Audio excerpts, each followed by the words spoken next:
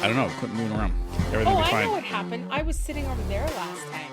And I was sitting the low chair. Yeah, that's right. That's right. Yeah, this does kind of is a little bit in the pygmy position. Do you want me to go over there? Fuck no, we're already sitting down. How do I get this thing? What do you want it to do? I want it to go up. Okay, then over there, crack that loose. This? Okay. Yep. Perfect. And tighten it up. Perfect. Holy shenanigans. Test 1. Yep. I definitely have learned just to... You done? Yeah, I think so. I've just learned that when it comes down to it, I can't have you be in charge of my anal health. I don't know. We're not recording, are we? We can't talk about it. We're not talking about that on the recording. Oh my God. No. But some things don't need to make it on there. Well, you're in charge of editing, so it's not my butt kiss. Well, he's been such a little bit of a poopy mood, so I thought I'd try to lighten the. I wasn't in a poop. I said a little bit of a poopy mood, so I thought I would try to lighten it up a little bit. That's all. Not in a poopy mood. I'm gonna be, especially after that. Okay, so those drunken noodles you got. Well, that'll serve you right for not telling me what level of spice you wanted. That's how you portray it. No, that'll serve me right for trusting you. You like spicy foods. What else was I going to order you? I do like spicy foods. But when you go somewhere, if we haven't discussed it, and they're like, "Oh, how would you like this? No spice, medium spice, blow your new butthole out spice." And you opt for the third option. Oh hell! I think he's just recovered from his surgery. So let's go for the fucking Sonic the Hedgehog up his ass. There were 4 categories. There was mild, medium, spicy, and Thai spicy, and I said spicy, so I even gave you the one down. I know. I don't think I got round eye spicy at all. Well, okay. We just can't win with Thai. That's the problem. That's what it is. Last time you got Thai, you taste fishy. No, that wasn't the last time I had Thai. Maybe the last time with you. Right, last time with me. Oh my God, I stuffed out on you and had Thai food with somebody else. Well, that's... What the fuck? I don't really worry about that. So, welcome back. What's your name? Listeners. My name is Nancy. My name is Bonsoir, but I think that's actually like hello or some shit like that. What? Never mind. My name's Bonsoir? Scott. My name's Scott. Jeez. You're going to piss off the French people now. Okay. Yeah, whatever. Right. There we go. They're probably all trying to figure out their pronouns. Oh, no. We're not going to go there today? Not going to go there. Oh, no. come on. Not going to go there. I would like to, if we're talking about spicy, though, I would like to talk about South by Southwest a little bit, as I was briefly on the fringe of South by Southwest in Austin. Meaning she was in Texas. I was in Texas, yes, and I never heard of South by Southwest before. Really? No, I never. Until like last week? Yeah, no I shit. mean, I had never heard of that it. I did not know. I had no that I did idea not know. what it was. Apparently, it costs $1,500. See, I still don't buy that part. But here's the deal. It never fails to hello glasses. It never fails to surprise me how you come over here to do this, and we'll hang out doing whatever we're doing, catching up on something if we need to catch up on it, and then we sit down and start doing this, and then you kind of come out of left field with something that pertains to this that I had no idea. Yeah, sure. Well, I told you I was going to talk about that a little bit. You are an icon. Well, Nancy. So, we're down there on South by Southwest, and we don't have tickets to anything, and there's a bunch of crowds, and it was there was some, I would consider them installations going on. There was... Maybe the $1,500 was just your price. All these... I know. They're like, oh, you want to come in? That'll be $1,500. There were all these pictures of nuns just slapped on the wall everywhere, and it was and then they released 2 dozen nuns in blue habits on the streets, and you were supposed to ask them questions, and it was related to that show, Mrs. Davis, which I had never heard of. So that was good advertising for me at South by Southwest. And then there was little Doritos, sort of like laser light show going on in a triangular hut, and that was fun. You could go in there and, take a video or something with the Doritos machine. It was pretty fun. I think the Doritos, that still just to me seems stupid. But that was about my extent of my South by Southwest exposure. Got to see one half of a band towards the end. There's your South by Southwest exposure ticket cost. How much is it? Well, you get your platinum badge for $19.95. No. Interactive for $16.95. Film and TV, maybe that's the one you were thinking of. $15.95. The cheapy one for the music badge is $9.95. That is $995. Correct. Yeah, so we were pretty close. See? The website. I'm on the website. I'm not I wasn't $19.95 as in there's a The dozen. one on the left is $19.95. Well, $1,995. Yeah, We there know you we're go. talking in thousands. Wow. So if I say $19.95, we know what we're talking about. Okay. Well, Do you not know how numbers work? I don't. Well, first of all, I didn't know you were going to be putting that stuff on the big screen over Well, I hadn't planned on it. No. It just kind of happened that way. So, but you could do the music stuff. No, see, you were getting told. See, it's like, oh, you want to come in? $1,500. Because look, the online pass, access to, online events. You weren't walking around in, I was going to say We Atlanta. were not in virtual. We were not in a virtual world. No. Yeah, never mind. Yeah, then it's completely overpriced. Yeah. So Holy shit I was smacks. right about something. Woohoo. Well, here, I got the calendar. I'll put it on. Holy shit, that's expensive. Well, but you know what? It's all the up-and-coming people who want to be like fucking Elon Musk or somebody like that to go to it. So I don't know too much about it, but we heard that musicians were protesting. Musicians were only paid $250. Like a band would only be paid $250 to perform at South by Southwest. And the music badge goes for $995 for an individual to go there. Yeah. Right. All right, folks. So it's kind of unfair. Kind of. It kind of is. But yeah, but who's gonna? But see, you know what though? If you're an up and coming band,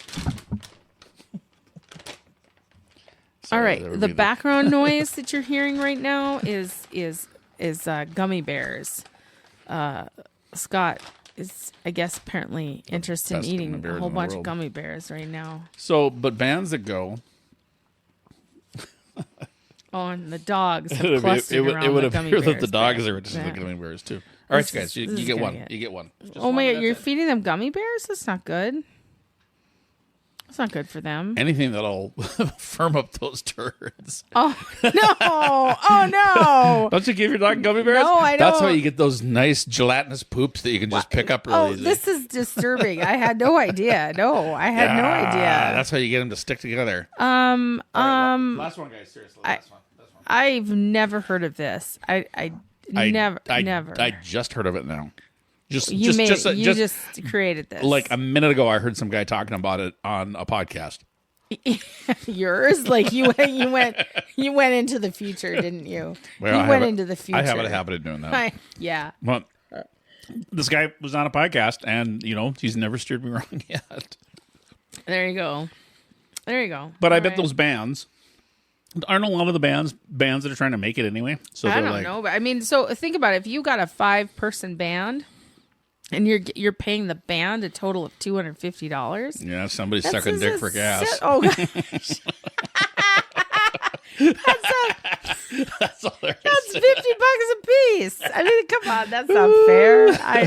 Somebody brought their knee pads. I don't know. I don't know anything about this world. All of a sudden, it was kind of neat. It was kind of neat to be down there at the same time something that big was going on. I keep trying to look at my watch, and I'm not wearing a watch, but I'm looking at the schedule for South by Southwest. And Friday the 10th, the first thing on there is simply labeled, it's for all South by Southwest badges. It's labeled cannabis. What the hell's that? That's awesome. Anyway. Yeah. Cannabis. Get a snapshot. I don't really know. I don't know what that's all about. I have no idea. I wasn't there on the 10th. 7, 8, 9, 10. We pretty much arrived on the 13th was the day we were milling around the same places that the South by Southwest people were. I bet you that's like a, no, I was going to say maybe that's like a location, like a room or something, but oops. There was lines for days. Can you see it now? Cannabis. No, I can't see it at all. No, It's a I was trying to get it going over here and it just wasn't working. Oh, whatever. Okay, so anyway, that was all my right, enough of that introduction. That was very interesting. So we decided we've been juggling several shows all of a sudden, juggling 3 of them. And we decided tonight we would talk about the Mandalorian first. Well, I think probably more. We just decided to talk about 3. I mean, now we're probably going to watch your Blue Betty Nunn show. Yeah, well, I don't know. It's supposed to be really good. Or is it in like season 5 already? They're just this advertising is like the first. it. No, this is like the first season. Well, yeah, we can check it out, Mrs. Davis. It's supposed to be good. Mrs. Davis. Oh, do you know that gummy bears actually leave a print on your keyboard if you're not careful? Wowza. Yuck. I'm learning so much I didn't know about gummy bears. It's an experience. Yeah, this is the first season, which I knew, but I was surprised that it was on Peacock because Peacock really doesn't have that much good stuff. Well, they got Days of Our Lives. Do they?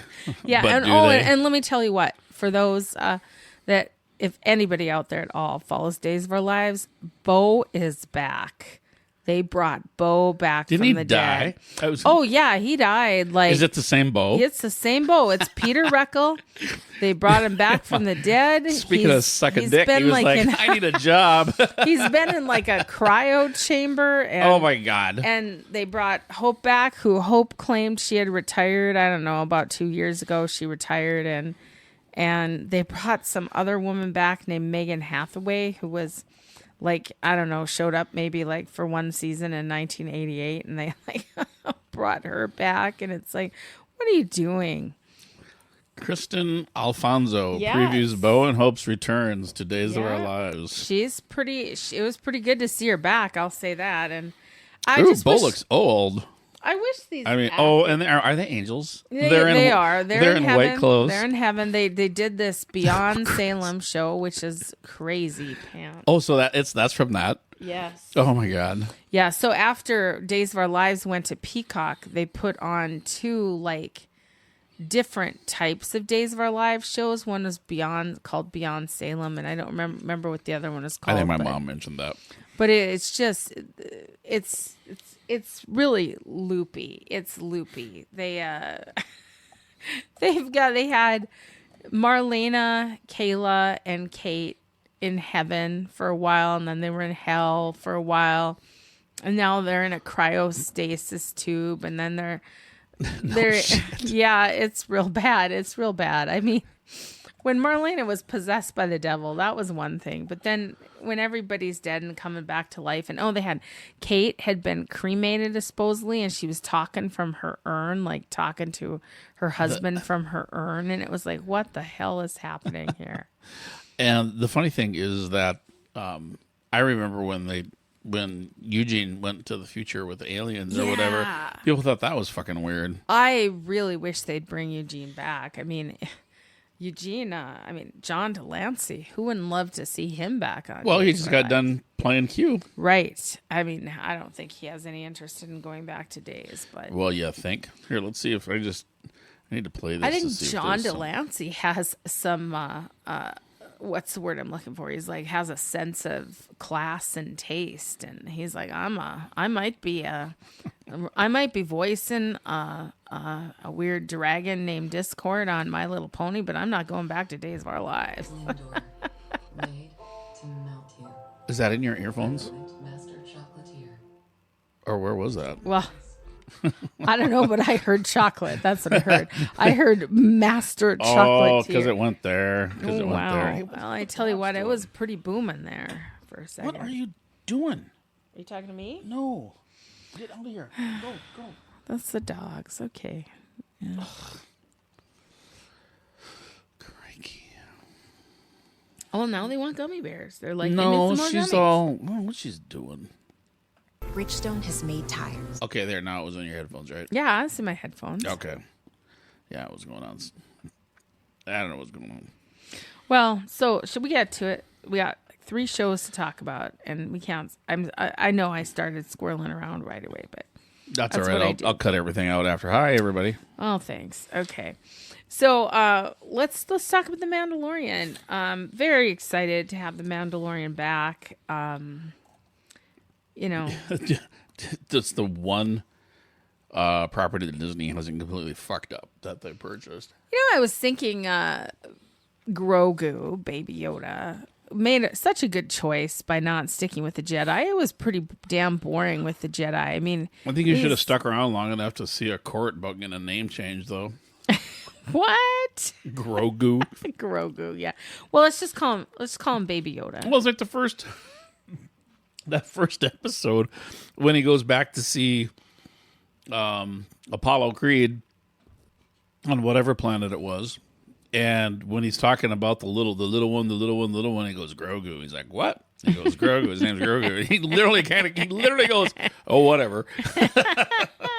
No, but I mean, think about how exciting it is traveling around with Mando. I mean, like, Grogu must have been on the Jedi planet just going, this is boring. I don't want to be here. I'm sure, but I mean, all we can do is hang out and like use his helmet to shave or whatever because he doesn't ever take it off to talk to anybody. Also, It would be lonely. opening the very, very opener of season 3, episode 1, that giant gator leaps out of the water and ruins the helmet ceremony. Everybody's dying. I got a little snickered with that because I don't know why I thought that was probably a callback. Oh, yeah, they Because open. I was thinking that it was actually we were watching Mando. We were watching Din Djarin get his helmet. Oh, I mean, I don't know why because he was rescued during a battle and all that kind of. We know that. so you thought it was flashback? I thought it was a flashback. Yeah. Oh. Like I said, I don't know why because we know that he got rescued during a battle and all that kind of stuff by another Mandalorian. He was hiding and he got pulled out of a hole or whatever it was. And for some reason or other, I thought that they went from some town somewhere to the beach and decided to stick a helmet on his head that wouldn't seal because his hair is too long hanging out the back. Well, Mando comes in and saves them. He comes in and saves them from the skater. Correct. And I said, I thought that season was a flashback. But Mando comes in at the very end when they're getting their asses handed to them. And all of a sudden the big gator takes a couple hits on the side and wakes up and goes, hello. Then you realize, oh, it's not a flashback. This is current. Well, they're kind of assholes to him after. I mean, he saves their life, and they're like, you're still in apostate. You took off your helmet. You still have a prostate. You stupid. You still took off your helmet. you're I mean, a prostate. you're not you're not one of us anymore. Well, it's that big guy that he fought Boo. and beat his shit. That's that one big guy. That's the Yeah. problem. Well, you were very fixated on that kid's hair being caught in his helmet. Well, it Very was. fixated. So for those of you who don't know, they stick the helmet on the kid, and you hear it kind of do a bzzz, like it's sealing. But there's like 2 inches of freaking hair hanging out of the back of the helmet, so you don't really have a lot of sealing when hair is sticking out of there. Well, it was stupid That's all that I'm he went. saying. It was stupid that he went in there with long hair. I mean, when you're gonna be living in a helmet for the rest of your life, maybe cut your hair.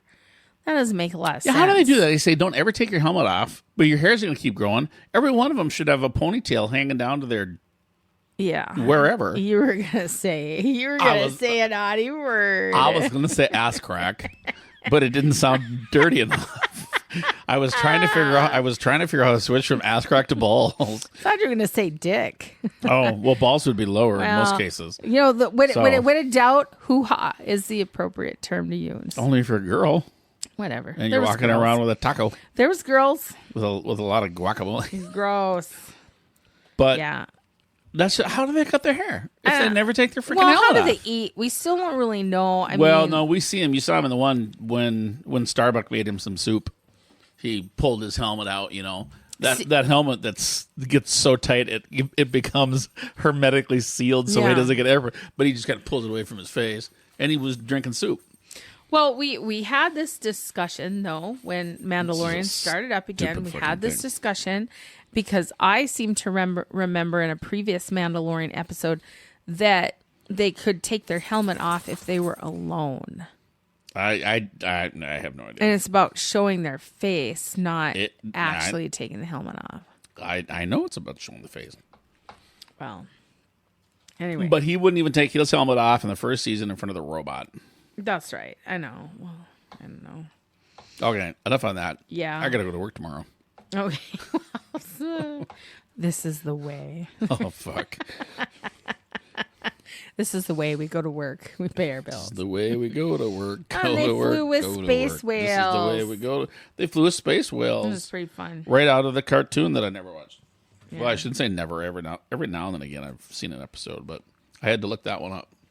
I did find it fun when they get down to the magistrate and Baby Yoda is spinning in the chair. He's using the Force to spin. That in the was chair. freaking hilarious. He is like getting a little candies out of the. Well, dish. it was kind of like, it was kind of gangster too. He was like sitting there, kicked back in the chair, and he would just bring every time he went around. If you saw his hand actually came up, so his hand would come up and go bam. He'd do another circle, and he'd come around, raise his hand up, bam, do another loop around. And then we hear it was kind of like he was like flicking. Stop Din that. Djarin just grabs the chair. Yeah, that was pretty funny. There was, I don't know. There was a lot of like stupid. The pirates, all those pirates were kind of stupid. I thought they looked just plain ridiculous. Those pirates.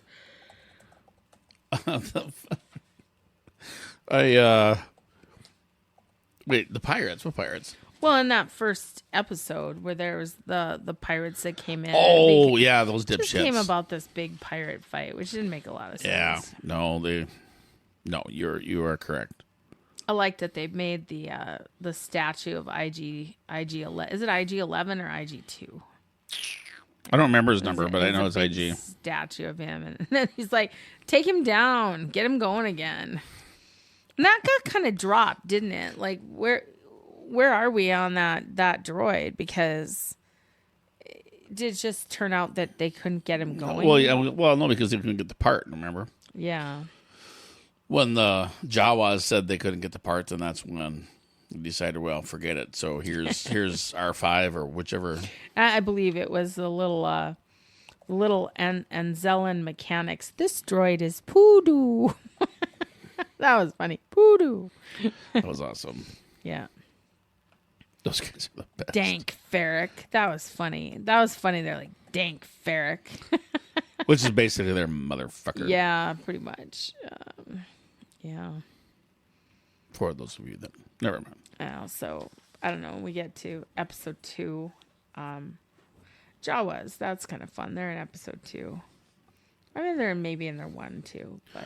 Well, and they were doing their little. Because they did the same thing too, where they ripped off their parts and then turned around and tried to sell them back. So that second episode was kick ass when they got down in the mines of Mandalore and everything, and their dog is coming at them and fighting, and I was calling them cave aliens.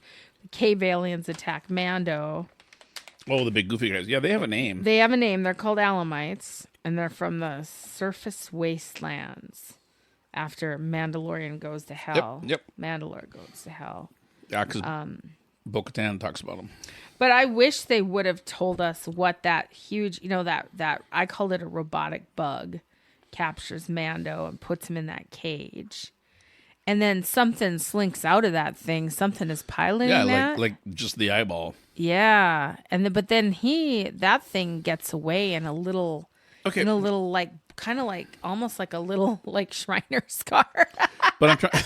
Takes off. Do you remember that scene? He kind of like gets in his eyeball gets in the Shriner's car and like rolls away. And awesome. You got to ask yourself at what point, what the hell was all that? What the hell was all that? How many clowns are coming out of there? Jeez. Well, no, I read somewhere who it was, or did she say?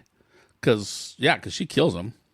I thought Bo-Katan said who it was. She kills something, but at the end it's alive. The eyeball is alive, and it gets away in the little Shriner car. Yeah, but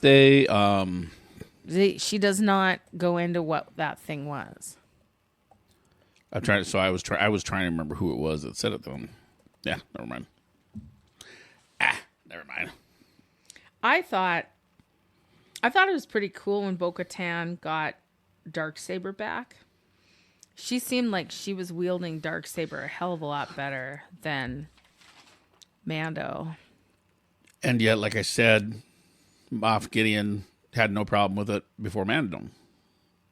Mm-hmm.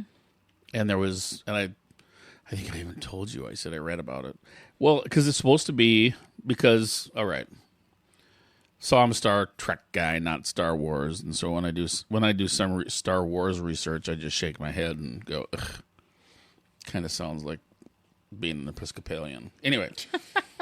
Why do you have to call out a specific religion? That's my family. Okay. You are literally calling them out then. Okay. Because it's the Church of England and I hate the Queen. Oh, wow. I wish she was dead. She is dead. Too soon. Fergie has custody of the whatever. corgis. I thought the Queen was kind of cool. I mean, she was 112 and all. But anyway, it has nothing to do with the Queen. So... what were we talking about again? We're talking about Darksaber. Bo-Katan wields it better than Mando. So it has, and so what I was reading was that it boils down to the crystal that's in the lightsaber that makes the lightsaber go ring, swing, is supposed to be sentient. Oh, that's cool. Yeah, because there's nothing quite like a rock that thinks.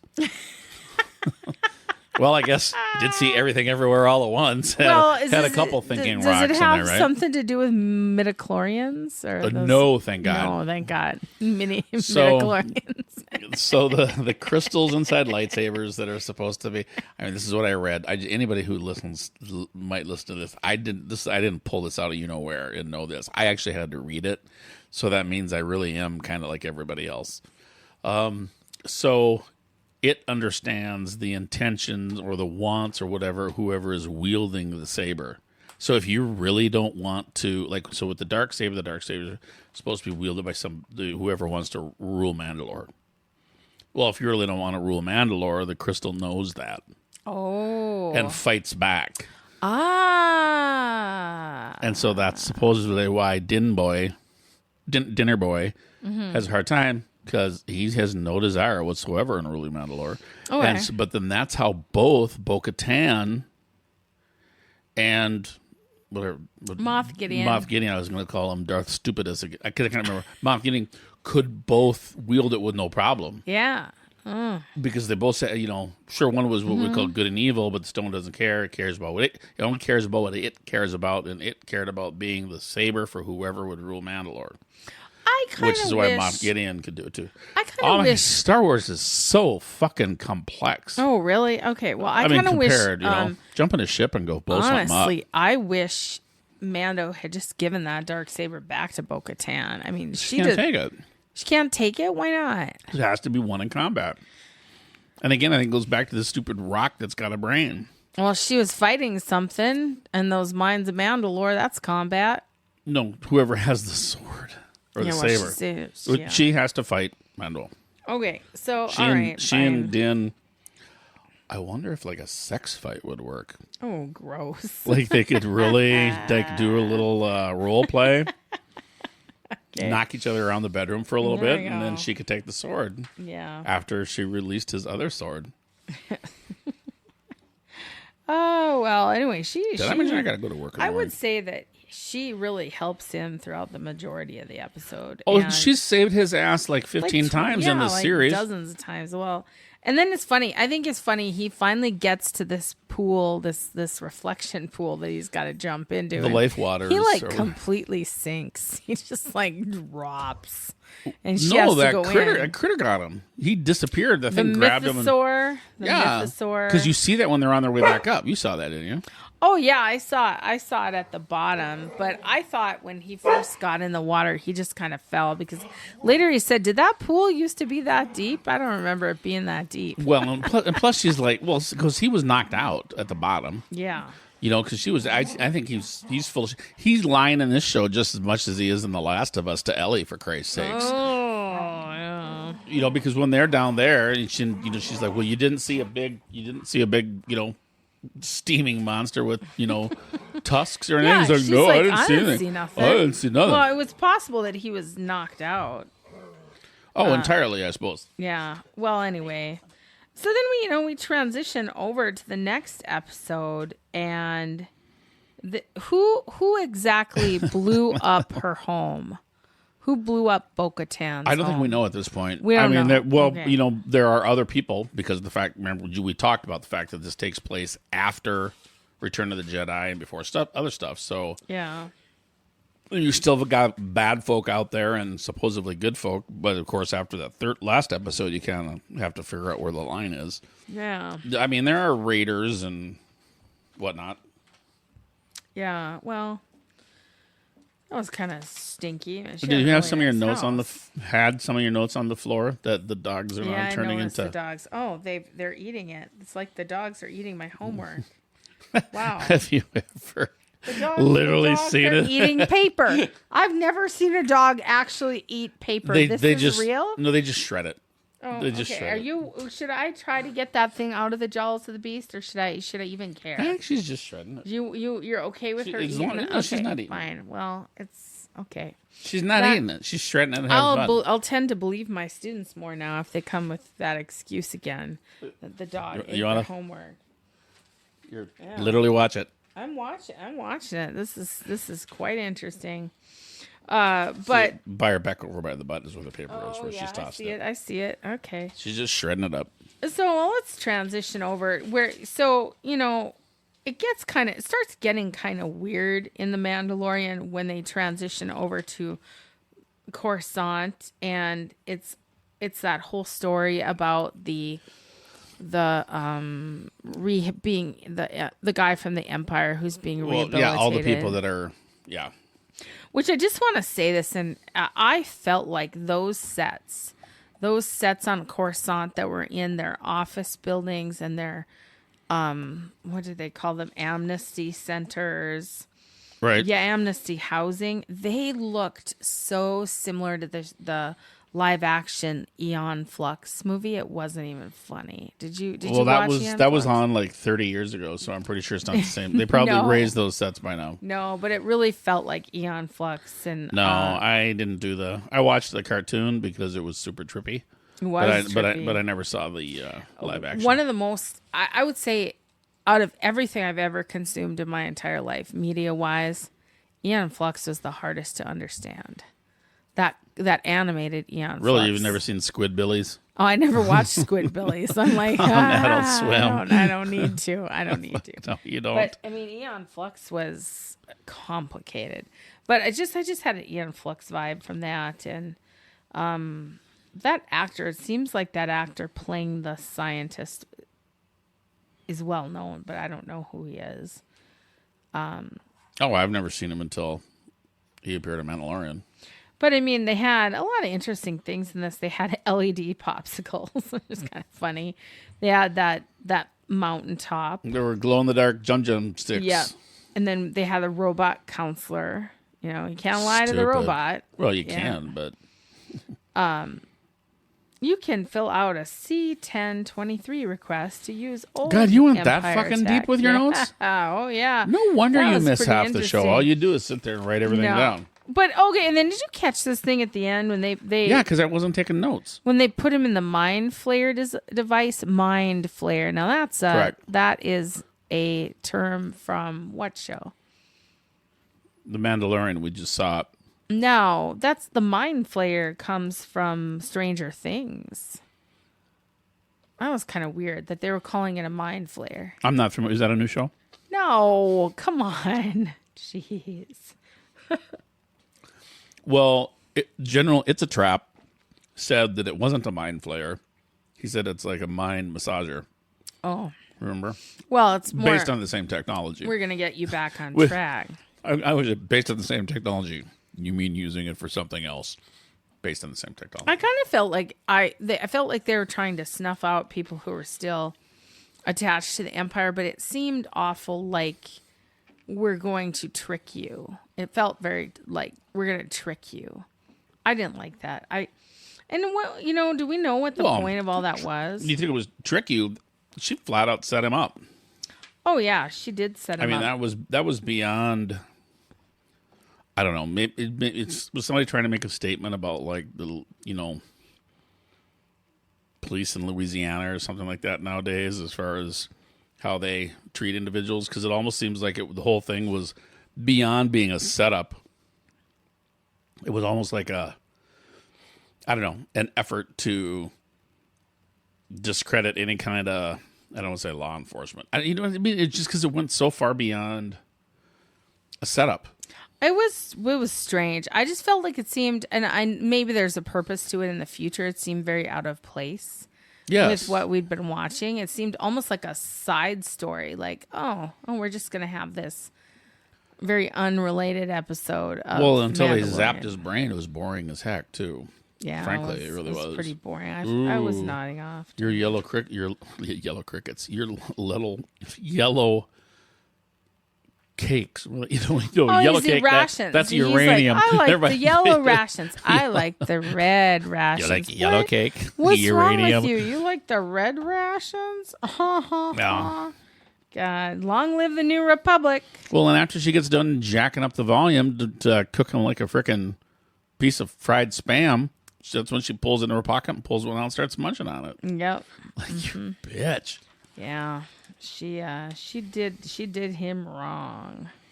So, well, anyway, we'll see what happens, and then everybody took a bath, and now they're part of the same family. Oh yeah, that was another thing that kind of got me too. It's like Bo-Katan didn't want to reintegrate with those guys.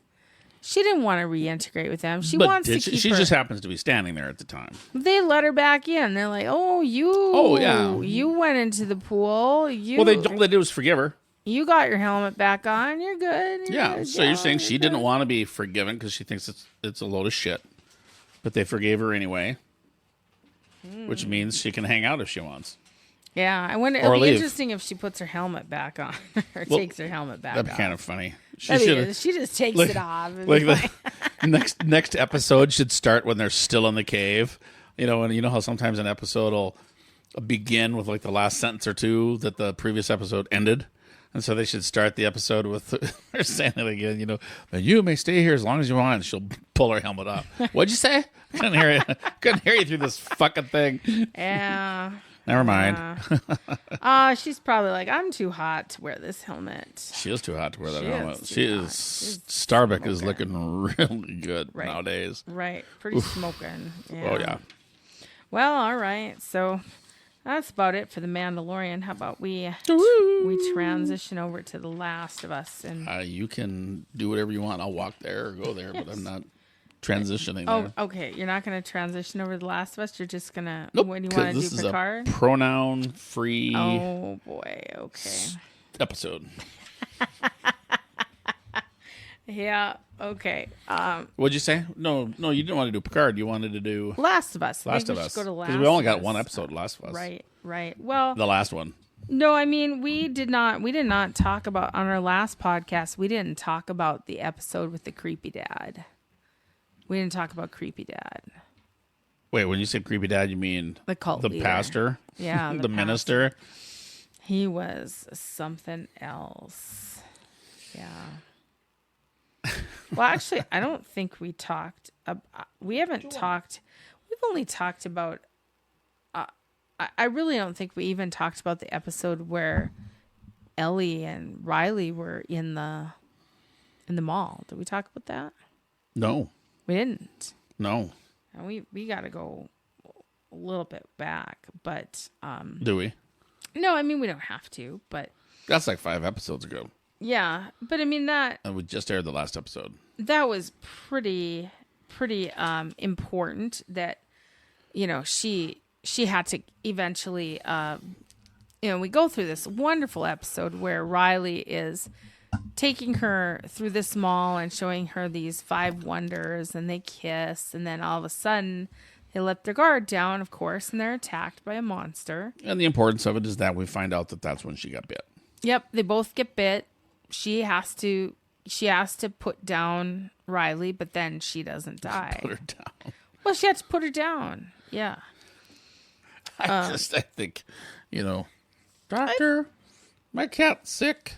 I'm going to have to put her down. I thought that was definitely a good episode. The next episode, when they get to this, of course, Joel is in a hurt bag. He's been basically, we find out he's been stabbed by one of their people, David's people. With a baseball bat. Leader.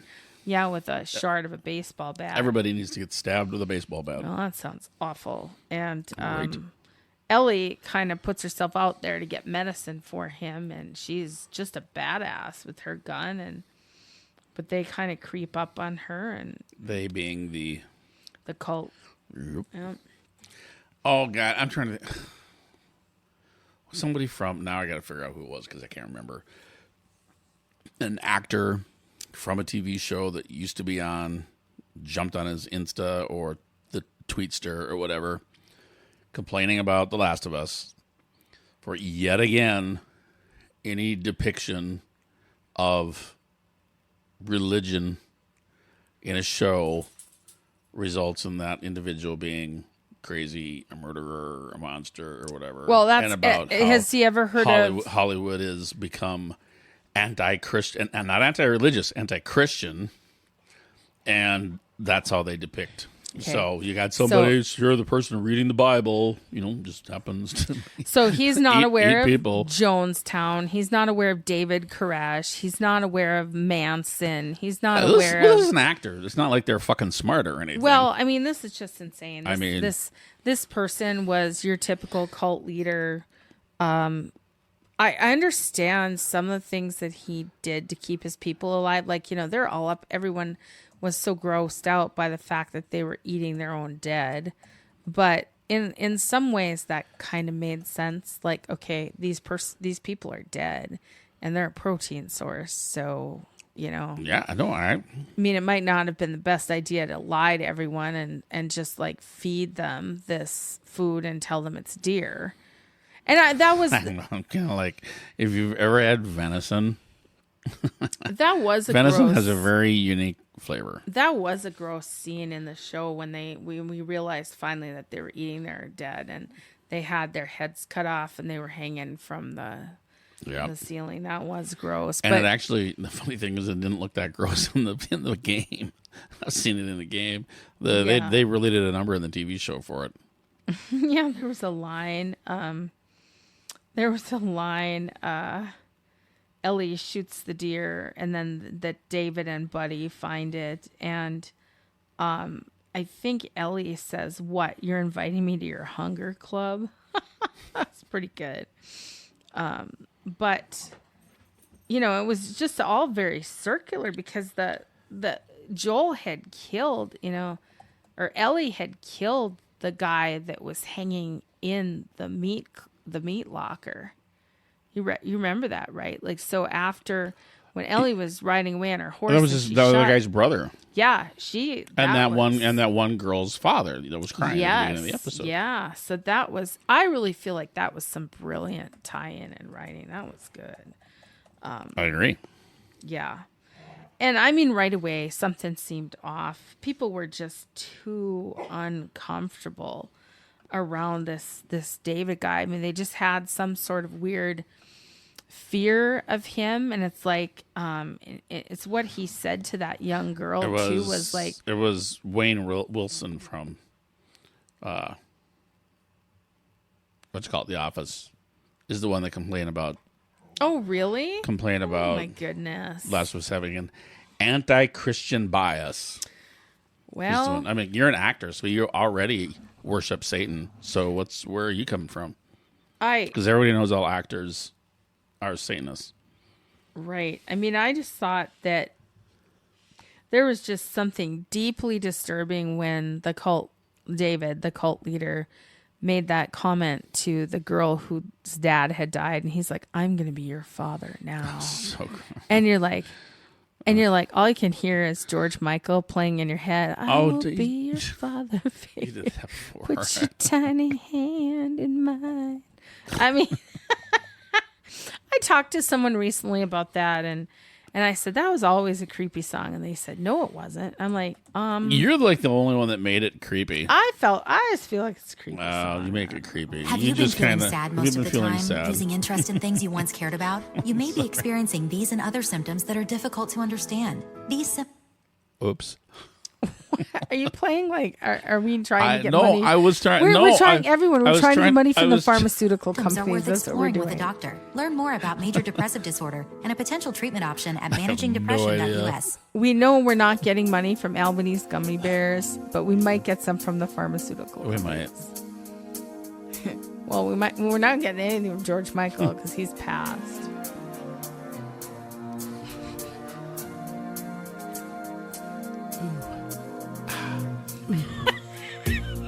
You're making it worse. Oh yeah. Whoa.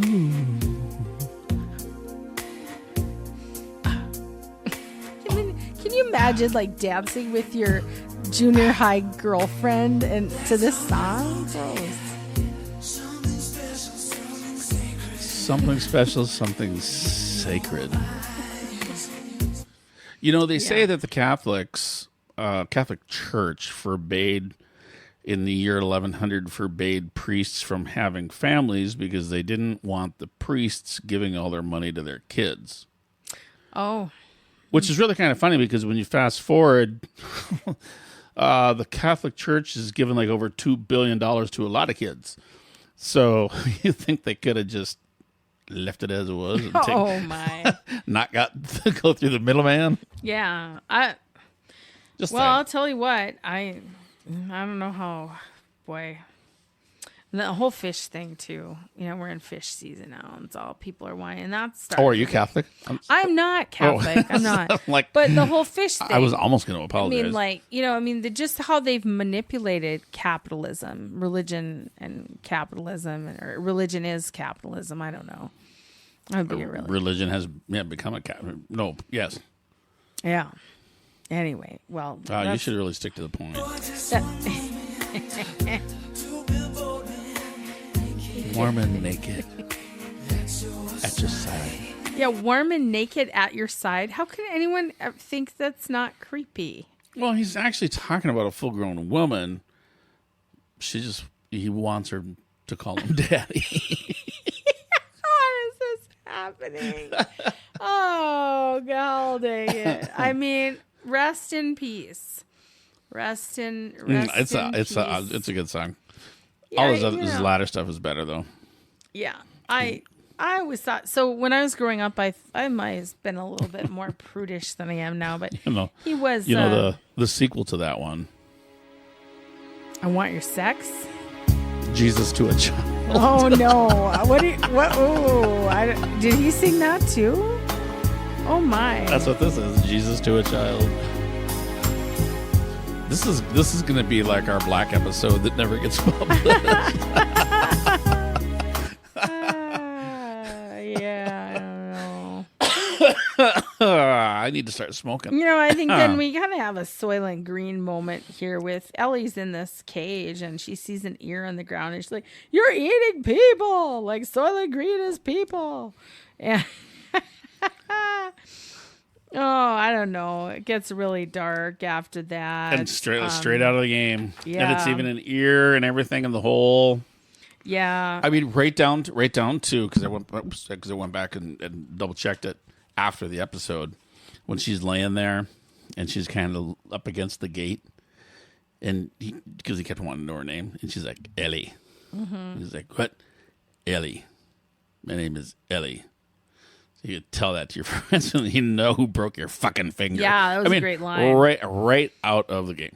Oh, he says, too, then he's like, "You have a violent heart and so do I." And then he's like, "You're going to be my, father figure. Second. But I'm going to, yeah. Yeah. But, really what starts getting weird too So is creepy. that he's like, his like compound is burning down. His main Oh, when she sets the place afire? sets a place afire, and then he's like, instead of like preserving his building or getting the hell out of there, he decides he's gonna rape her. He's going to go after her. Yep. Yeah, he's gonna get her. Yeah. Yeah, And it that's- kind of comes full circle then, because you realize that your gut instinct at the beginning of this episode with his creepiness to that other girl was just kind of like we spot said on. it. He had not been on screen for 3 seconds, and we Yeah, called we it. knew. We knew. Absolutely. Oh, well, knew. I did read one interesting, or no, maybe it was the after show that talked about this episode, because we watched the after show, and they said that the whole everybody in the makeup that they did and the way they dressed them was make them look gaunt and starving, and that the whole episode was about deprivation. That was What was the name of the episode? Did you write it down? When We Are in Need was episode 8. Well, When We Are in Need. all kinds of needs, right? Yeah. Going on, or supposedly. Yeah. But I mean, one of the reasons that the show starts off super dark is because he's reading from Revelation, and there's a crying daughter. The dad is dead. You don't know exactly what this is all about. You know, He should have right taken away. her to the meat cooler so she could say goodbye. Yeah. Yeah. Oof. Oh, Well, I crikey. don't know. And then, yeah, she's. I know where your episode- daddy is. That's an interesting episode, because at the end, you really see the trauma that Ellie has experienced through everything channeled out at the end. I mean, she finally kind of snaps and breaks, and who wouldn't after all that? Oh, Who absolutely. wouldn't? Absolutely. I mean, it's got to feel good though that basically Joel has killed everybody in the town. Because I mean, like, He has a habit of that. he's got a bad habit of that. That'll segue us And he continues on. into the Last of Us finale. And what's awesome? Do you want to talk about the gal in the beginning, the pregnant woman running through the woods? Do you want to talk about her, or should I?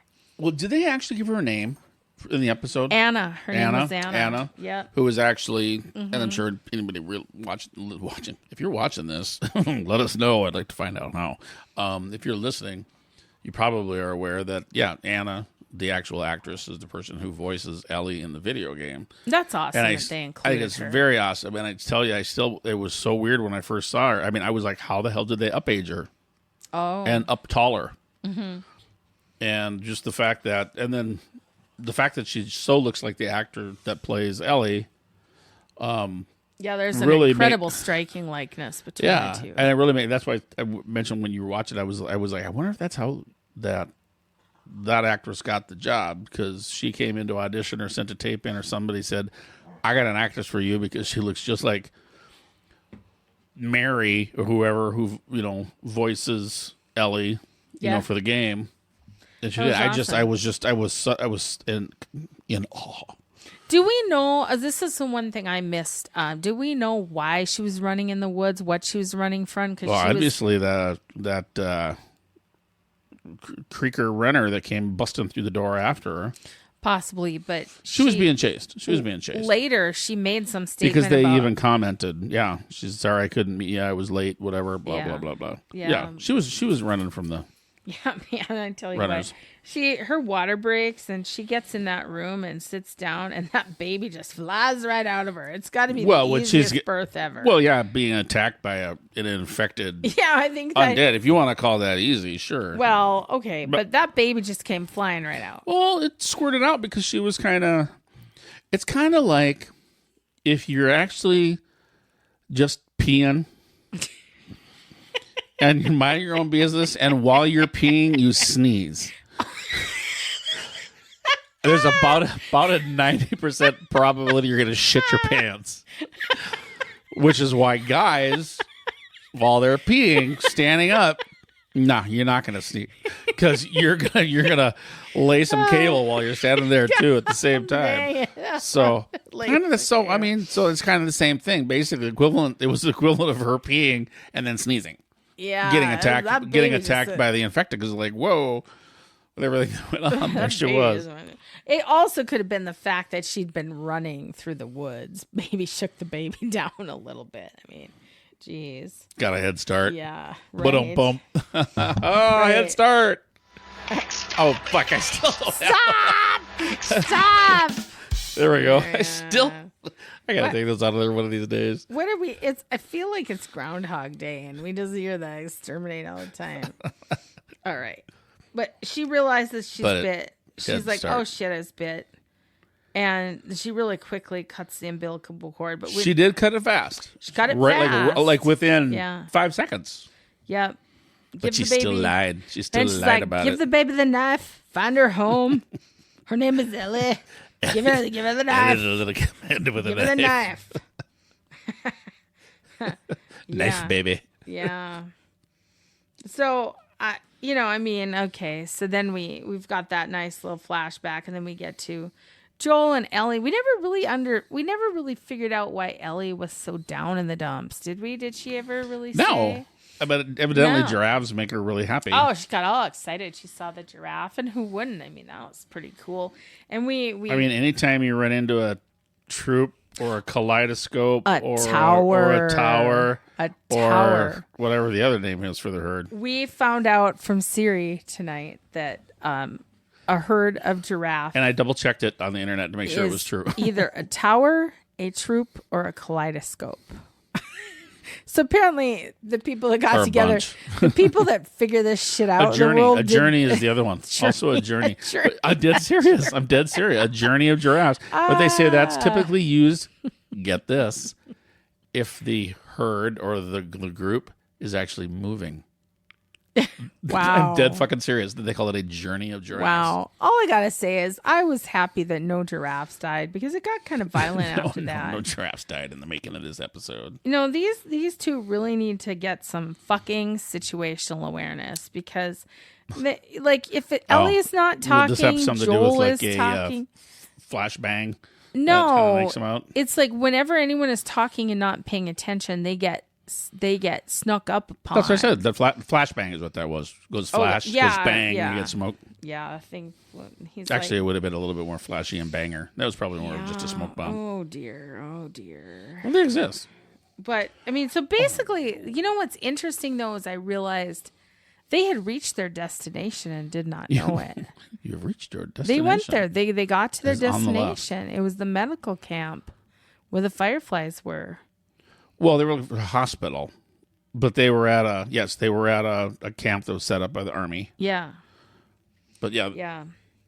you kind of think that the hospitals would still probably have blue plaques or blue signs. Well, I mean, and it's just like look for emergency entrance. they were there and they didn't know it, which is what I think is interesting. And then it just gets really fuzzy to me after that, because, You blacked out. well, no, we find out that Ellie is going to be going into brain surgery, and they're going to kill her. They're going to pull this thing out of her brain. And the magic word was, when they had a conversation before, and I said it wasn't a word. I said, just remember this conversation. Ellie was like, when we're done, we'll go wherever you want to go. Mm-hmm. So that had to be the clue right away when what's her name? Meredith, Melissa, Mabel, It's Marlene. Marlene. Was It's talking Marlene. when she actually spilled her guts, actually, by saying, she's fine, she's not going to know, blah blah blah. Oh yeah, let's just slip you a Mickey and give you And it's got that's brain pretty, surgery that's going to kill you, when you obviously knew that Ellie was like, "Damn, we're going to go over here. I'm going to give some blood. They're going to take a skin sample and some of my hair, and then we're going to be on our way and out of here, and we're off to frickin' Disneyland, man." Because that's what she thought was going to happen. Yeah. So Marlene is pretty much bullshit, because this is her best friend Anna's child. Anna said protect her. And basically she grew up as an orphan with Fedra. And She wasn't treated very well. what's her name? Marlene. Marlene. Even recognized the fact that she had told her friend that she would take care of her daughter, and she was using that as a wedge with Joel Yeah. about killing her. Yeah. She's like, yeah, I said I would protect this child. Well, I guess you're really not one to hold your fucking word, are you? No, I mean, I thought she was almost like a sacrifice. I didn't like that, but boy, do we ever, get some Joel. revenge here after that. Revenge, He's like, revenge murders are awesome. he's like a trained assassin. He's like John Wick. It's a ballet. He can of kill death. everybody but himself.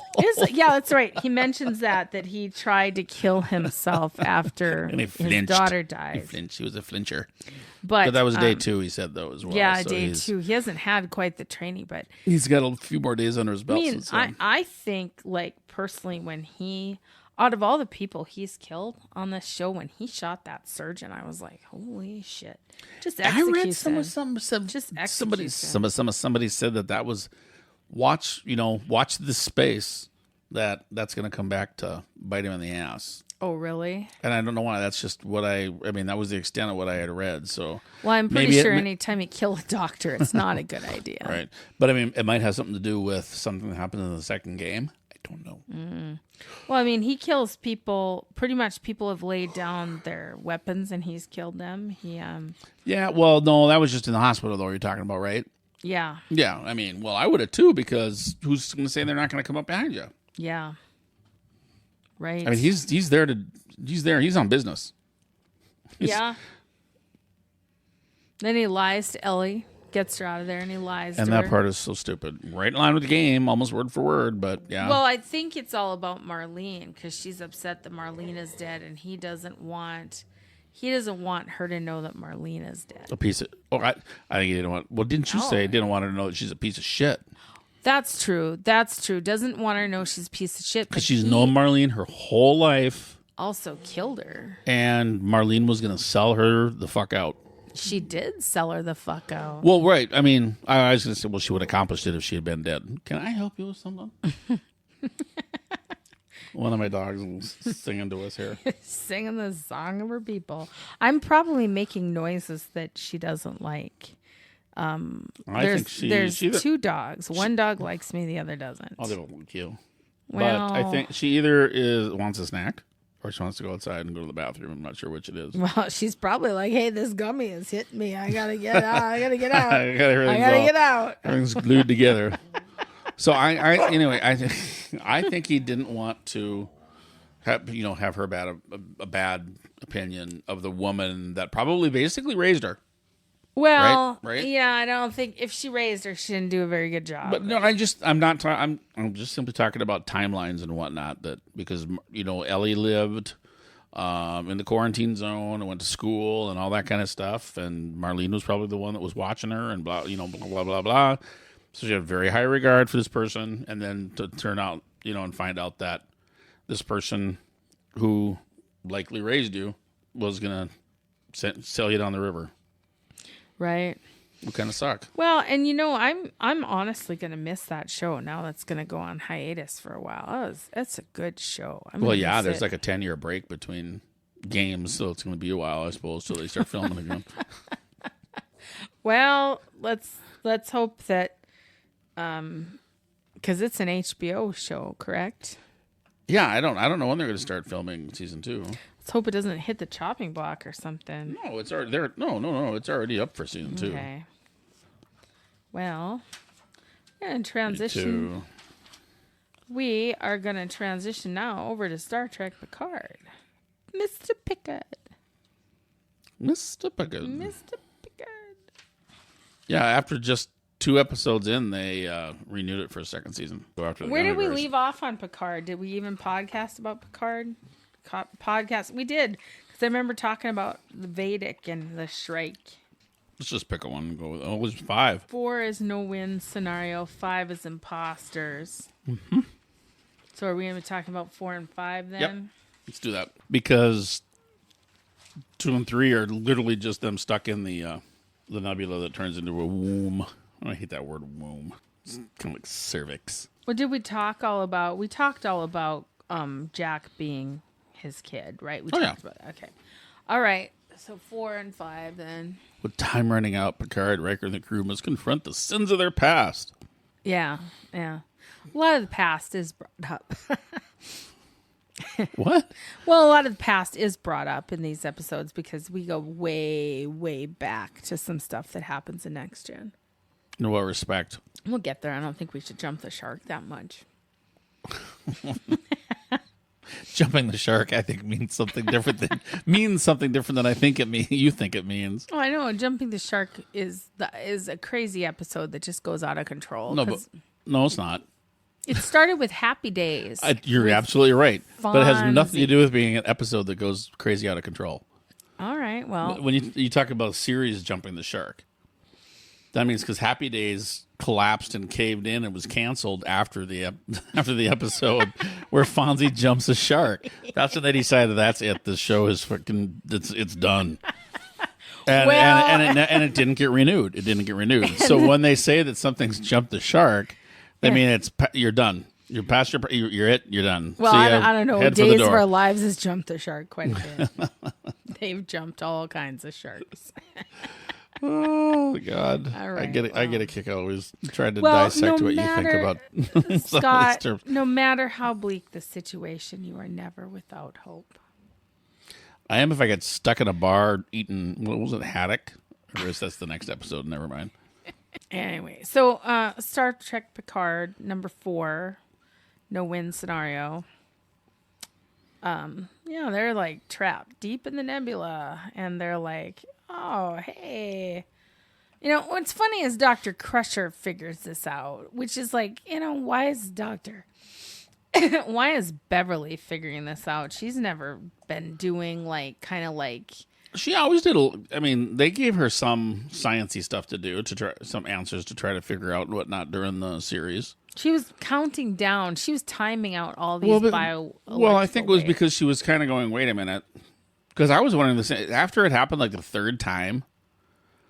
I was like, anybody checking to see if those are like happening at the same time or something? Yeah. If it's cyclical, because then that wouldn't be space, right? Right. It'd have to be manufactured. Right. And I'm glad that they're giving her, they're really kind of giving old Bev her due. And I've heard this several other times because, like, when it came around to the movies and whatnot, shit, she was a fucking paper holder. Right. Is all she was. She had nothing in any of the movies to do. She was just there to, fill that space. So quite a number of articles and whatnot that I've read have addressed the fact that this is really kind of a way of rectifying. Well, that's good. And I agree, and it's good. Riker admits that Picard was right. All of a sudden he's like, oh, you're right, which I didn't really understand. What was he right about? What was he right about? Do you remember that Picard kept wanting to fight and Riker kept wanting to hide or run? Right. And it was the way I interpreted it is that the amount of energy and everything, ship health that was expended with this trying to run thing and hide thing, could have easily have been used to fight and maybe get him out of there because they only had that one super duper weapon. Well, but they did try to fight and it went horribly wrong. Once, yes. Yes. And Picard still wanted to go back again. Yeah. And at the same time, it's kind of like, well, what's he have to say? He's not the...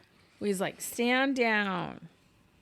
Yeah. Well, and as I said, and a number of other locations where I read it, you would never, military otherwise, have a commanding officer who would stand there and berate, somebody else like that in front of everybody else, regardless of what it would be. Yeah, they're supposed to be friends. Yeah, and then, right, and then especially the whole, oh, you've killed us. I mean, that would never, but it makes for good TV. Yeah. And that's fine because they also, in the military, you never hear anybody address multiple people that outrank them as sirs. And that's the one thing, Star Trek does it all the fucking time. I need to write a letter to Alex Kurtzman and tell him to get his shit together. You'd never walk into, they do it all the damn time. They walk into a room, hello, sirs, excuse me, sirs, whatever it is. If it's more, and now this is me because I got a bug up my butt plus a couple other things. If it's men, and somebody would walk in like that, you say gentlemen. Oh, okay. Good afternoon, gentlemen. I need a favor. And if it would be women, you'd say ladies. Oh, okay. If they outrank you. Yeah. So anytime you address more than one person that outranks you, and doesn't that even sound better? Yeah. Excuse me, gentlemen. Not sirs. Sirs. Sirs. Sirs. I'm done. Yeah. Oh. What did you think about that, like sending Seven to look for a pot? Like the pot that the changeling's been like stewing in. I think it was an awesome idea. Awesome idea. But not all ideas are executed effectively. It was kind of good. And I thought it was kind of cool the way she found it. Was almost like she was giving up, exasperated, and she's standing there looking, and then she like sees the difference in those two different lights. You know, one was clear and one had a thing behind it. The problem is the pot that she found, and we're not talking about cannabis. I love that. Are we talking about cannabis? Yeah. I wish. Right. I love that part. We're talking about a pot for the thing to piss in, basically. Right. Well, Pot sleep for in. Pissins. I'm gonna go with the piss thing in. was, the one that she found looked almost identical to the one that was on his pad. Okay. And number two, if you've watched any episodes of Deep Space Nine, anytime Odo complained about needing to reliquify or whatever it was, it didn't have to be a specific pot. It was just it could be a freaking garbage can, just anything that would hold his form together in one place. Yeah. So the fact that he had like a picture of one of their pots, and the fact that she found one that looked like almost identical to that, it's like it could have been anything. I mean, literally a plant pot, Right. You know, the sink. Was You it could put more- the stopper in the sink Was it and just crawl me? up there and goop Yeah. into the sink. Yeah, you I mean, could. seriously. Was it just me, or was it more like blob-like than the way it was on Deep Space Nine? It was It's kind of like changed. liquid. And, Well, and you know, one of the things that came up is we were talking about where they're doing the autopsy and talking about the fact that how it's dead but still holding form. That one of the thoughts is that maybe they have evolved to a point to where they can, have these different types, because they could reproduce blood and organs and all that kind of stuff, which they never do. Old Odo couldn't do fucking hair or eyebrows, for crying out loud. right? He couldn't. Yeah. And evidently none of them could, because they had like probably the oldest one of them that was there was the woman that was on the other side of the war. So it wasn't like Odo was young and couldn't do it. None of them could. So in 20 years, they went from being able to do hair and noses and eyebrows, not being able to do hairs, noses, and eyebrows, to being able to do blood and organs. So the thought is that still, though, somehow they've developed or advanced. And the thing is that when they do their shape-shifting and they go into blob form, that there are some somewhat solid parts to them. Yeah. You know what it It looked should like be to like the me? white foam part. It looked like whale blubber.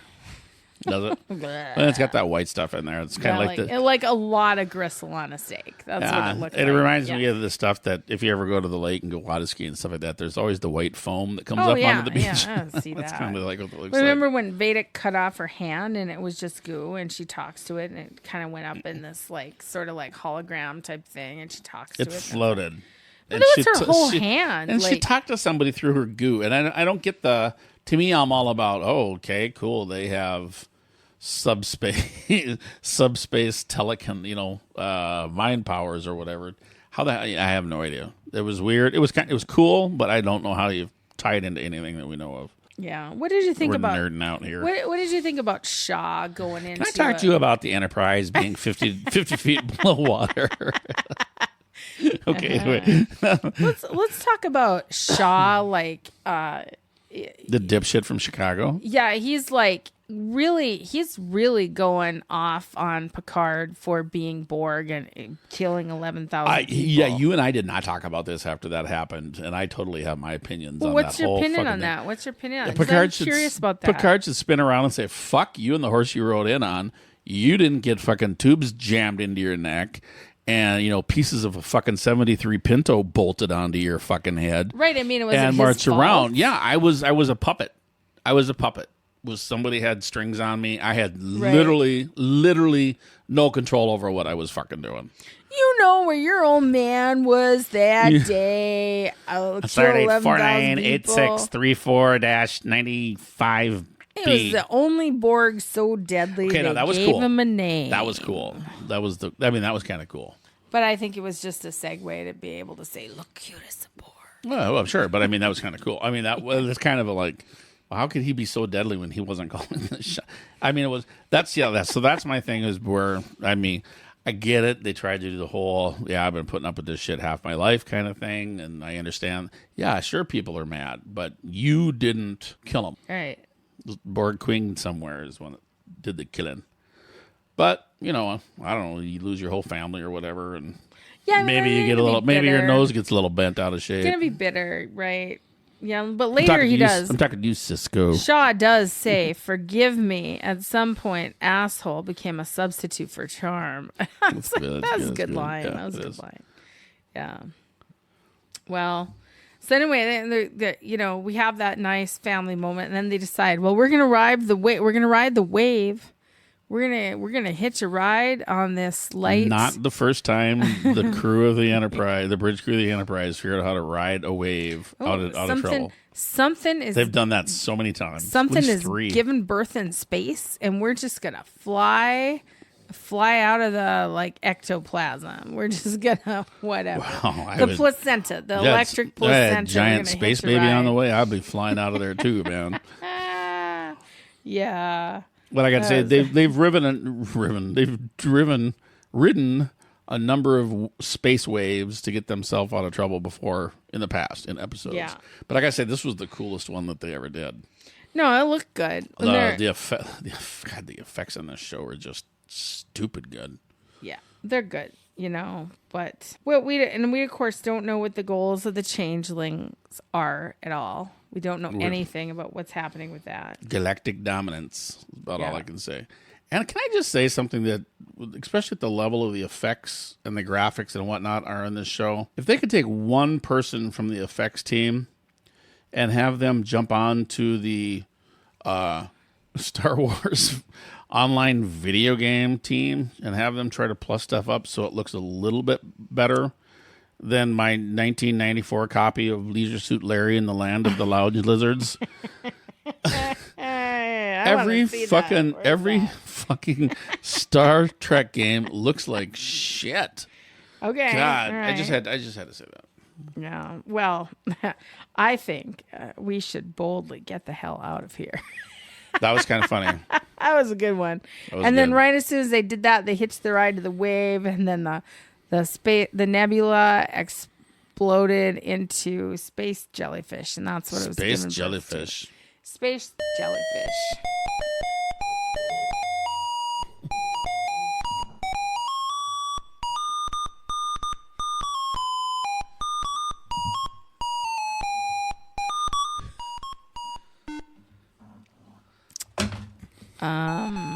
That's Leisure Suit Larry and the Land. Oh my god!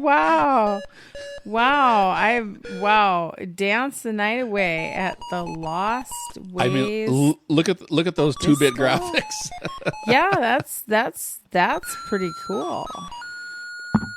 Yeah, he's it's a guy that's just into like hookers, and there's a hooker in the pot. look at those graphics. Wow. Is that realistic or this what? Is actually, folks who are listening, this is actually called Leisure Suit Larry. In the Land of the Lounge Lizards. In the Land of the Lounge Lizards. Google it. Yeah, Google it. Googleify it. Yeah, we'll your heart will not. You will get $5 from those pixelated horrors. But that was the first video game I ever bought. Oh, okay. Surprise. That's kind of creeps me.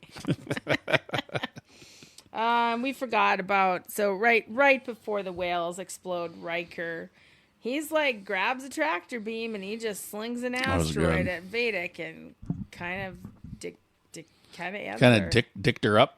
Yeah, dicked her. We don't know where she stands really. Yeah. Well, they were talking about it's going to be an hour to get their engines going and everything, so they're not blowed up. And then there's the whole thing about the knife that she used. Now, I would not have known this if I had not let this creep into my reading list.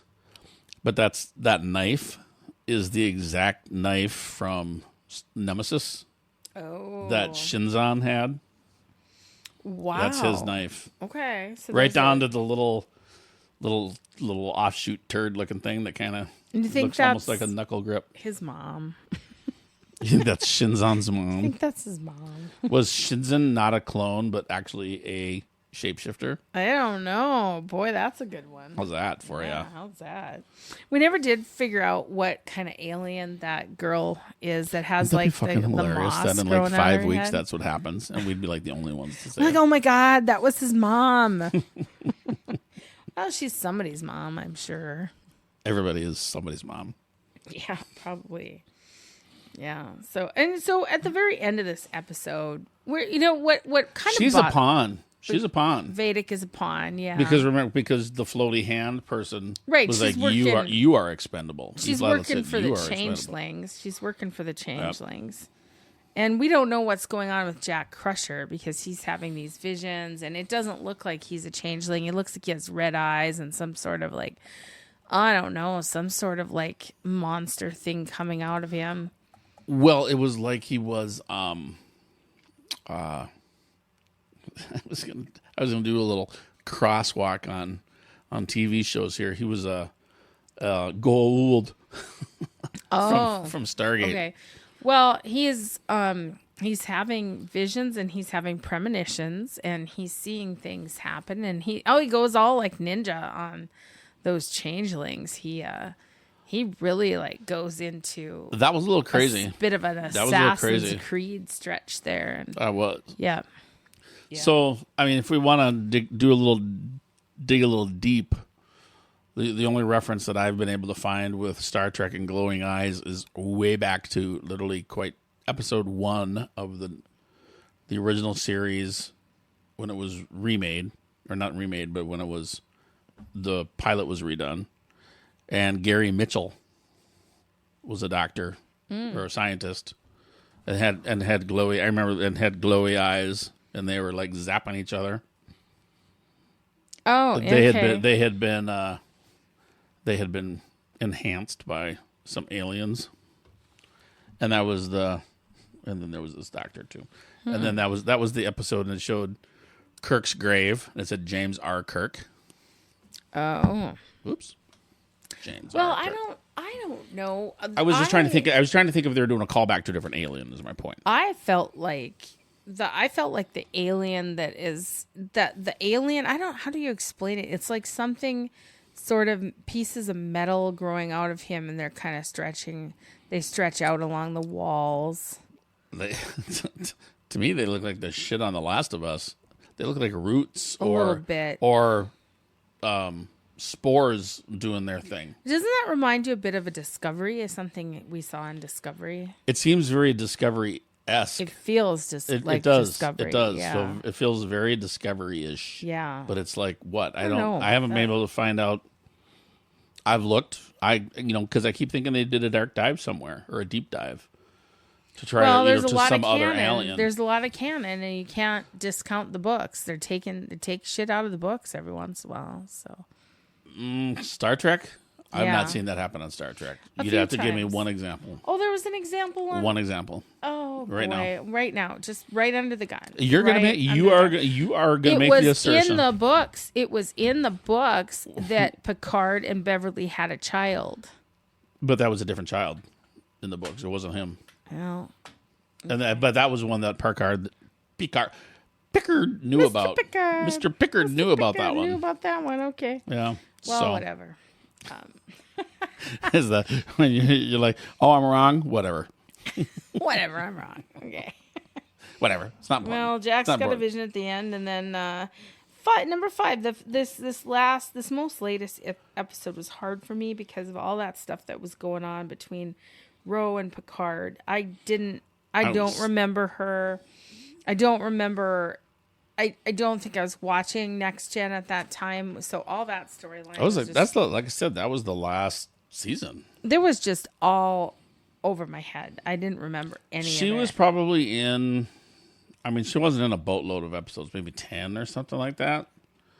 But why does she let all those people from the Titan transport over to? she was keeping her yap the shut because she knew that everybody that was over there basically is a freaking shapeshifter. She does look familiar now. She also played Admiral Kane on Battlestar Galactica, the remake. Oh, okay. Who was killed. Okay. She had a lesbian affair with one of the number 6s. Okay. Well, this is interesting. So, I don't know what kind of relationship do you think she had with Picard? Was it an employee supervisor relationship? It was 100% animosity when she came onto the Enterprise. He's like, "Bitch, you are here to do this mission. Mm-hmm. Keep your fucking shit out of my way. Keep your nose clean. Do your mission. You're gonna knock a few years off your sentence, and we will all say goodbye." And then the way the mission went down, he was really like, he found out she was actually taking orders from an admiral. Yet again, another Starfleet. It's always the admirals that are causing all the damn problems. So it was another admiral that had her going on this little side mission to try to actually set up this Bajoran that didn't make this Bajoran actually look like a terrorist that supposedly was bombing the Cardassians. Oh my God, this sounds like I don't leave the house. Why don't you quote the number and the episode just for posterity's sake? Well, it was the well, I mean, no, I mean that one. I mean, she was in, like I said, a number of episodes. Her last episode was the second to the last one. Oh, but you're talking about the episode where she started out. Well, yeah, you're looking at it right there. Just quote it so we know, the listeners know what you're talking about. I wasn't. They always have first episode, last episode, whatever. I'll figure it out. But Preemptive Strike was the last one she was in. Anyway, but she ended up coming clean to Picard about this admiral. So then Picard got wind of it and all that kind of stuff and did his Picard stuff. And so since she came clean and found then he discovered that she was actually just following orders, and she really was interested in just good about, shit happening for the right reasons and everything. Then he offered her the opportunity to stay on the ship. And the whole thing with the earring was because Riker had told her to remove the earring. And she had said, well, under one condition. And it was like, I'm keeping my freaking earring on. And so he let her wear the earring. So that was the other reason why he was like, nah. If you're really rolled Aaron, you'd be wearing that freaking earring and you don't have it on. So that was his big thing why he was thinking that she was a changeling. Right. Because he had gone through all that with her. That was a nice little cat and mouse. It was it was definitely interesting. It was deep. I think if I had remembered the episode, that would have been pretty neat. That particular one. Yeah, because like I said, she was in a number of them. What was the name of it? And then the big thing was because she was having so many. Oh, the name of the episode was called Ensign Row. And because there was such a problem going on and all, and Guinan kept talking to her during that episode and bugging her. And it was finally Guinan that persuaded her to go let Picard know what was going on. Okay. And when Ro walked into his office and she had been, like sequestered to her quarters or whatever. He's like, I told you to stay in your quarters. And all of a sudden in pops Guinan. And he's like, basically it's like, well, Guinan, what the fuck are you doing here? And she's like, this is Ro. She needs to talk to you. And she's my friend. That was the big thing, was my friend. And then are you tearing up a little? Are you tearing up? No. Did that crack you? Okay. No. So, No. and so then like she leaves, and the whole thing was like, Guinan is very particular of whom she refers to as a friend. Yeah. And so then that's when she spills her guts, blah, blah, blah, blah, blah. And then it becomes really kind of a mentor thing. Mm-hmm. So she stays on. And so then when she decided to bug out again, that's why he was so pissed. Mm-hmm. But... Well, then now the big surprise. She was a good character, good actor. Character. Starfleet is corrupt at the top, and now Riker and Picard they got the earring and they got all the trail of the investigation, and we find out that Ro had been working with Worf, and so Worf. Yeah, she was his handler. Yep, she was his handler. That was pretty cool with that little phone call coming in there. Yeah, it all comes full circle. This is how we're bringing the gang back together. Right. I just hope they're not, because they've already done the Starfleet, corrupted at the highest level stuff. That was an episode that was probably like their second, third season that everybody was so freaked out because they thought it was so like on the verge of being a horror TV show, because they actually shot this one guy in the chest and his chest blew open, and then all these little like lobster thingies came out. Ew. And those were the things that were embedding themselves into people and taking over Starfleet. They were possessed, or these little critters were inside them. Kind of looked like the thing that Khan stuck into what's his name's ear. Yeah, they kind of sort of look like that, beetleish. Gross. And then like this one guy, he spins around this episode when they figure out who he is. He's sitting in this chair and he's like, "Whoa, what's the problem?" And they're trying to like, "Oh, there's the bug over there." And he like lets the bug, it like crawls up his leg and crawls up his arm, and he opens up its mouth and it crawls into his mouth and goes. It was But then they shoot him in the guts and he's like blowing out all these little bugs. And wow. so I'm like, okay, you guys have already done the I wouldn't say Star Trek. Yeah, it's Star Trek, but Starfleet's been. Oh, did somebody fart in your face? Dog farted. But they've done the everything is corrupt, and I'm almost. You're funny. over it. Well, yeah, it's just kind of like, yeah. Let's get a new storyline. Right. Mm-hmm. It's like, God, if this is supposed to be their swan song, why are we literally pulling a page from an episode of Next Gen? I don't know. I guess we'll find out in 5 more episodes. Yeah, I guess so. Oh, I thought it was good. I thought it's been good so far. I think. It's been good, but it's just now that we know that it's this Starfleet is corrupted thing. It's like, oh, you guys. Yeah. We'll see. I'll probably be eating my words later. Yeah. All right. Well, and there we are. That brings us up to the end. The end. We are planning on going to see Cocaine Bear on Tuesday. It's been a while. I mean, it's been out for a while. I'm looking excited about that. And I'll have to do a podcast about Cocaine Bear. I can't wait to see it. That movie's got to be so fucking stupid. It's got to be stupid, right? So I read this article because Cocaine Bear is based on a real story. Some jerk actually did send out he pushed a bunch of cocaine out of a plane that landed in the woods, and a bear ate it and died. Yeah, and then that's pretty much the story right there. That's pretty much the story. Didn't go on like a rage or anything, but Elizabeth Banks, the director, said that she wrote this movie to give the bear some revenge. The bear that died, that was killed by the cocaine. Now this is his payback and revenge. See, that's funny. The bear. Okay, I thought that was good. I thought that was neat. That was a nice little. That's awesome. That's funny. Oops, sorry. That was a nice little tribute to the coked up bear. I concur. Yeah. This is only 3 seconds long. Going back to Leisure Larry. Nah, no Leisure Suit Larry. Yeah, while you're into Leisure Larry, I'm gonna get into these gummies. Okay. Gummy bears. But more than anything, I love Doug. Hey! Shut the fuck up! Fucking piece of shit. That's Doug, the best owner in the world. This is your Strays movie. Yeah, when Strays too. When Strays coming out, maybe we can do a double feature with Cocaine Bear and Strays. When I bring the ball back, he says, well, fuck. That's how I know I won the game. When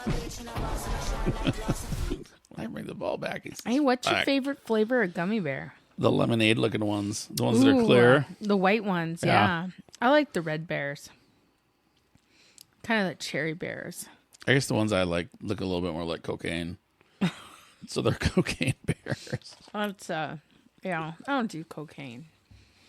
It's nothing to write home about. I mean, that sounds really hella scary. Just like getting your heart rate up that fast. Well, it's no worse than Adderall. I don't take that either. Well, I'm just saying, you can get Adderall over the counter because that's part of the pharmaceutical. No, I have difficulties with a double shot of espresso. I don't think I do very well. Anyway, thanks for sharing your gummy bears. So, we ready to say goodbye to our listeners? I think we are because the dog's about ready to say goodbye to your fingers. Dog is like, I want a gummy bear so I could poop better, like my dad said. And you're giving them away mine. I'm going to eat this bear. Nom, nom, nom. All right. Well, thanks, everyone, for putting up with us. That's how I'm just going to end everything right now. Thank you for putting up with us. Oh, my God. My name is Nancy. I'm referred to generally as Scott. Oh, you know what? You can be Scotty Bear today because of our focus on bears.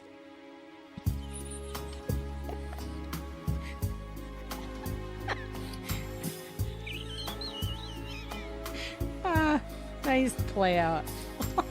Just a little child molestation. Sing us to the door. And just remember, Nancy started it. I did. I did because I said that it was creepy, and it is. It's totally creepy. Very creepy. But this isn't I will be your father figure. This is like Jesus is your father figure, This or is what? Jesus to a child. Oh. It's the follow-up to father figure.